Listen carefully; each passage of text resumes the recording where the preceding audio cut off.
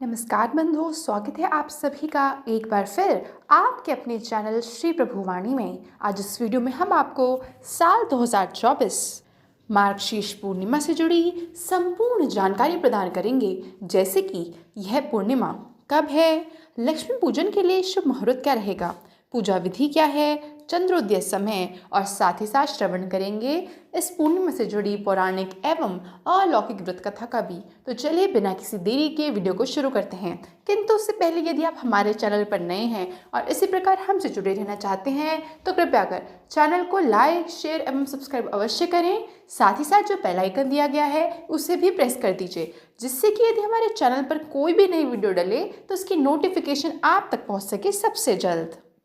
तो बंधुओं, शास्त्रों में पूर्णिमा तिथि को बेहद शुभ माना गया है। पूर्णिमा का दिन भगवान विष्णु एवं माता लक्ष्मी को समर्पित है। ऐसी मान्यता है कि इस पूर्णिमा का व्रत करने से जातक के जीवन में सुख, शांति और समृद्धि बनी रहती है। मार्गशीर्ष पूर्णिमा को सभी पूर्णिमा में अत्यधिक महत्वपूर्ण माना गया है। इसे 32वीं पूर्णिमा भी कहा गया है और यह साल की आखिरी पूर्णिमा होती है। अब आइए सबसे पहले जान लेते हैं मार्गशीर्ष पूर्णिमा शुभ मुहूर्त के बारे में। तो बंधुओं, इस साल यह पूर्णिमा 15 दिसंबर यानी कि रविवार को है। आप नोट कर सकते हैं कि पूर्णिमा तिथि प्रारंभ होगी 14 दिसंबर सायंकाल 4:58 पर और इसका समापन होगा अगले दिन यानी कि 15 दिसंबर दोपहर 2:31। बंधुओं, चंद्रोदय समय रहेगा शाम 6:01। वहीं स्नान दान के लिए शुभ मुहूर्त रहेगा प्रातःकाल 5:18 से लेकर के प्रातःकाल 6:12 तक।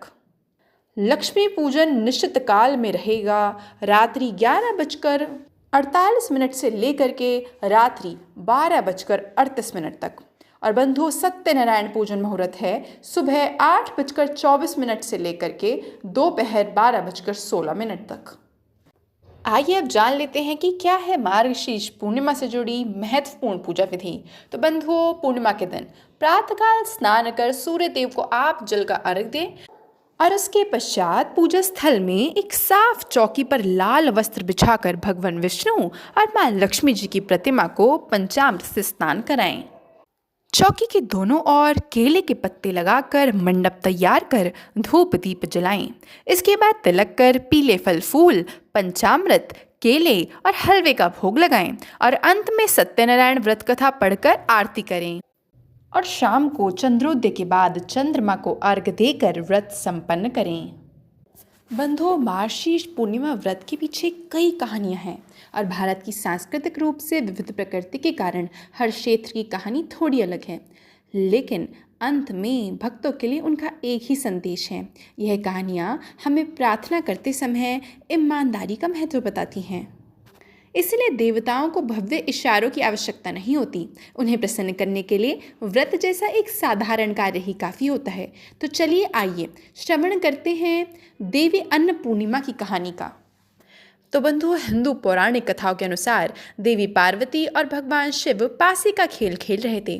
खेल में भगवान शिव अपना सब कुछ हार बैठे, इसीलिए वे भगवान विष्णु के पास गए और उन चीज़ों को वापस पाने का रास्ता पूछा, जिस पर विष्णु जी ने उन्हें बताया कि कैसे भौतिक चीज़ें दुनिया में सिर्फ एक भ्रम थी।